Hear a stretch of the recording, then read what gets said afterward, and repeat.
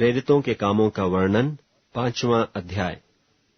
और हनन्याह नाम एक मनुष्य और उसकी पत्नी सफीरा ने कुछ भूमि बेची और उसके दाम में से कुछ रख छोड़ा, और यह बात उसकी पत्नी भी जानती थी, और उसका एक भाग लाकर प्रेरितों के पांवों के आगे रख दिया।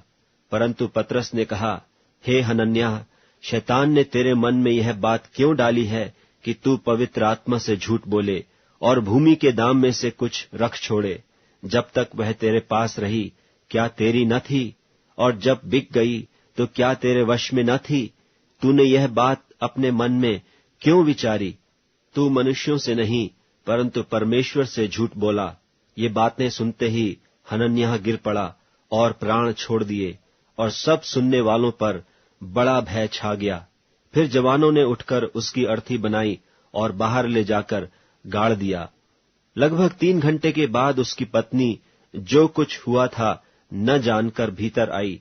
तब पतरस ने उससे कहा, मुझे बता, क्या तुमने वह भूमि इतने ही में बेची थी? उसने कहा, हाँ, इतने ही में। पतरस ने उससे कहा, यह क्या बात है कि तुम दोनों ने प्रभु के आत्मा की परीक्षा के लिए एका किया? देख, तेरे पति के गाड़ने वाले द्वार ही पर खड़े हैं और तुझे भी बाहर ले जाएंगे। तब वह तुरंत उसके पांवों पर गिर पड़ी और प्राण छोड़ दिए। और जवानों ने भीतर आकर उसे मरा पाया और बाहर ले जाकर उसके पति के पास गाड़ दिया। और सारी कलीसिया पर और इन बातों के सब सुनने वालों पर बड़ा भय छा गया।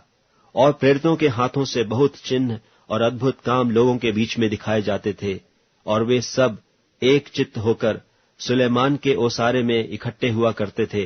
परंतु औरों में से किसी को यह हियाव न होता था कि उनमें जा मिले, तो भी लोग उनकी बड़ाई करते थे। और विश्वास करने वाले बहुतेरे पुरुष और स्त्रियां प्रभु की कलीसिया में और भी अधिक आकर मिलते रहे, यहाँ तक कि लोग बीमारों को सड़कों पर ला लाकर खाटों और खटोलों पर लिटा देते थे कि जब पतरस आए तो उसकी छाया ही उनमें से किसी पर पड़ जाए। और यरूशलेम के आसपास के नगरों से भी बहुत लोग बीमारों और अशुद्ध आत्माओं के सताए हुओं को ला लाकर इकट्ठे होते थे, और सब अच्छे कर दिए जाते थे। तब महायाजक और उसके सब साथी, जो सदूकियों के पंथ के थे, डाह से भरकर उठे और प्रेरितों को पकड़कर बंदी गृह में बंद कर दिया। परंतु रात को प्रभु के एक स्वर्गदूत ने बंदी गृह के द्वार खोलकर उन्हें बाहर लाकर कहा कि जाओ, मंदिर में खड़े होकर इस जीवन की सब बातें लोगों को सुनाओ। वे यह सुनकर भोर होते ही मंदिर में जाकर उपदेश देने लगे। परंतु महायाजक और उसके साथियों ने आकर महासभा को और इस्राएलियों के सब पुरनियों को इकट्ठे किया और बंदी गृह में कहला भेजा कि उन्हें लाएं। परंतु प्यादों ने वहां पहुंचकर उन्हें बंदी गृह में न पाया, और लौटकर संदेश दिया कि हमने बंदी गृह को बड़ी चौकसी से बंद किया हुआ और पहरे वालों को बाहर द्वारों पर खड़े हुए पाया, परंतु जब खोला तो भीतर कोई न मिला। जब मंदिर के सरदार और महायाजकों ने ये बातें सुनी, तो उनके विषय में भारी चिंता में पड़ गए कि यह क्या हुआ चाहता है।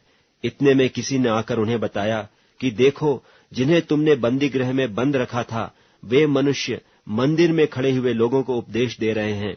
तब सरदार प्यादों के साथ जाकर उन्हें ले आया, परंतु बरबस नहीं, क्योंकि वे लोगों से डरते थे कि हमें पत्थरवाह न करें। उन्होंने उन्हें फिर लाकर महासभा के सामने खड़ा कर दिया, और महायाजक ने उनसे पूछा, क्या हमने तुम्हें चिताकर आज्ञा न दी थी कि तुम इस नाम से उपदेश न करना?